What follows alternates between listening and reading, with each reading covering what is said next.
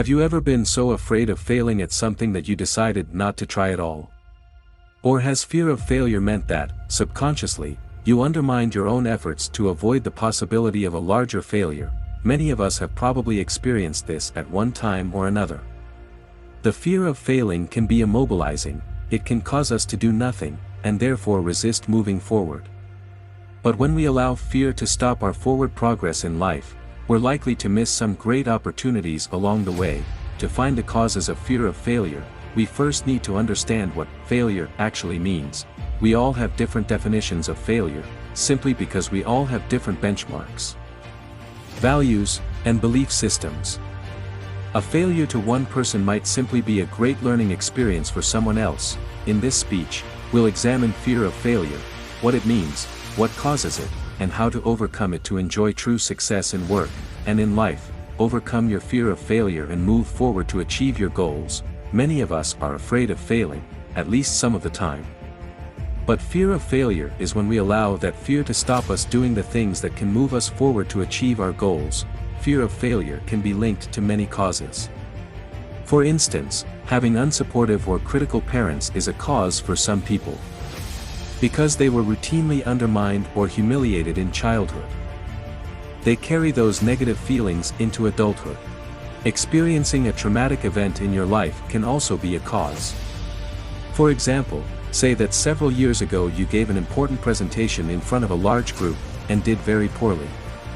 The experience might have been so terrible that you became afraid of failing in other things. And you carry that fear even now, years later.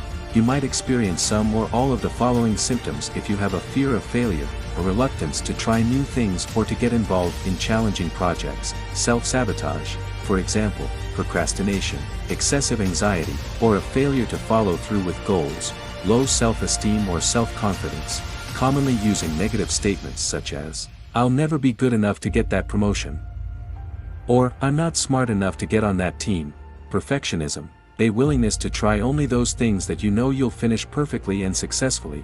It's almost impossible to go through life without experiencing some kind of failure. People who do so probably live so cautiously that they go nowhere. Put simply, they're not really living at all. But the wonderful thing about failure is that it's entirely up to us to decide how to look at it. We can choose to see failure as the end of the world, or as proof of just how inadequate we are. Or, we can look at failure as the incredible learning experience that it often is. Every time we fail at something, we can choose to look for the lesson we're meant to learn. These lessons are very important. They're how we grow, and how we keep from making that same mistake again. Failures stop us only if we let them. It's easy to find successful people who have experienced failure. For example, Michael Jordan is widely considered to be one of the greatest basketball players of all time. And yet, he was cut from his high school basketball team because his coach didn't think he had enough skill. Warren Buffett, one of the world's richest and most successful businessmen, was rejected by Harvard University. Richard Branson, owner of the Virgin Empire, is a high school dropout. Most of us will stumble and fall in life. Doors will get slammed in our faces, and we might make some bad decisions. But imagine if Michael Jordan had given up on his dream to play basketball when he was cut from that team. Imagine if Richard Branson had listened to the people who told him he'd never do anything worthwhile without a high school diploma. Think of the opportunities you'll miss if you let your failures stop you. Failure can also teach us things about ourselves that we would never have learned otherwise. For instance, failure can help you discover how strong a person you are. Failing at something can help you discover your truest friends, or help you find unexpected motivation to succeed. Often, valuable insights come only after a failure. Accepting and learning from those insights is key to succeeding in life. It's important to realize that in everything we do, there's always a chance that we'll fail. Facing that chance, and embracing it, is not only courageous, it also gives us a fuller, more rewarding life. However, here are a few ways to reduce the fear of failing. Analyze all potential outcomes. Many people experience fear of failure because they fear the unknown. Remove that fear by considering all of the potential outcomes of your decision. Our article Decision Trees will teach you how to map possible outcomes visually. Learn to think more positively.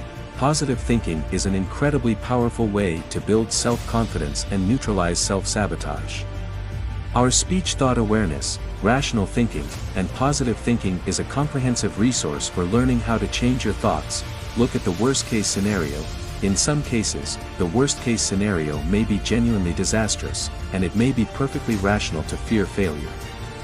In other cases, however, this worst case may actually not be that bad, and recognizing this can help. Have a contingency plan. If you're afraid of failing at something, having a plan B in place can help you feel more confident about moving forward. If you are afraid of failure, you might be uncomfortable setting goals. But goals help us define where we want to go in life. Without goals, we have no sure destination. Many experts recommend visualization as a powerful tool for goal setting.